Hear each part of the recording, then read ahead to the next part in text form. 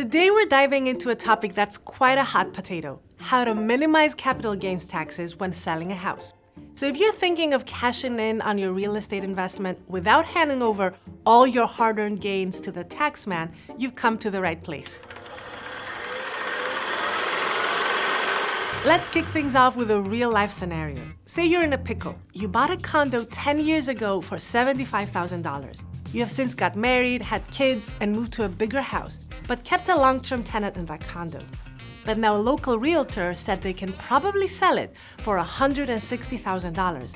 That's great because that property is set to bring you in a juicy gain of $85,000.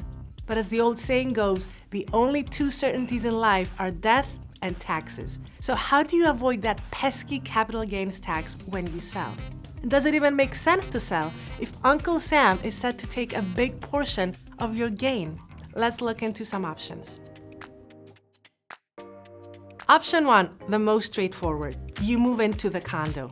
Yes, you heard me right. You make it your own humble abode.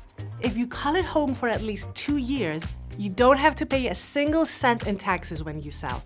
The IRS says that if you're married and file taxes jointly, you can exclude up to $500,000 of capital gains on real estate.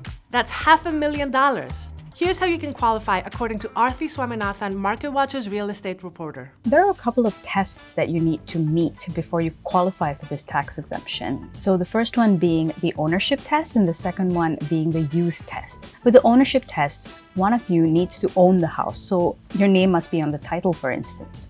With the use test, you both need to have lived in the house in the event of a married couple for at least 2 years. You don't have to live in that house for 2 years straight. They can be split up into 12 months, and then you can rent it out for a year, and then 12 months where you live in that house again. So it doesn't need to be 2 years in a row for you to qualify for that tax exemption.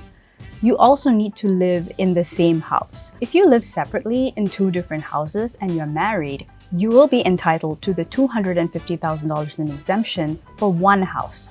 You won't be able to claim the full $500,000 just because you sell one house. It would apply to each house. But what if you don't want to move? Here's another option, the 1031 exchange. This one's a bit like tax wizardry. In a nutshell, you would sell the condo and use the money to buy a like-kind property. It might sound complex, but it's a way to avoid a hefty tax bill. If your property qualifies as an investment, you might be in luck. You can talk to your real estate agent and your financial advisor to find out if it's a fit. The 1031 exchange is pretty straightforward and it almost sounds too good to be true.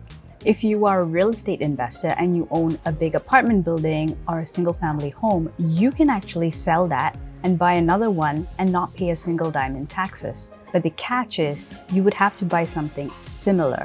So if you sell a house for $3 million, you would need to roll it over into another similar house for the same amount. For some people, that can be an issue. You might not be able to find the same price and you might not be able to find the same kind of house for that price point.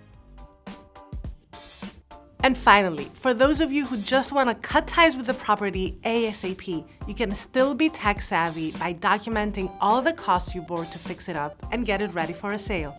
For example, anything you spent to clean it up, repair, and/or remodel it.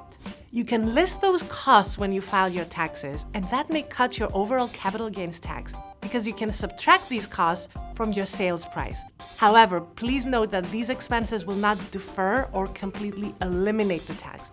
They will just reduce it. Consult a real estate agent on whether this route makes sense for you. A word of wisdom: don't become overly fixated on avoiding taxes at the expense of holding on to a property you're eager to sell. Sometimes, despite your best efforts, you'll still have to pony up a bit in taxes, but don't let that stop you from moving forward with your plans. So there you have it.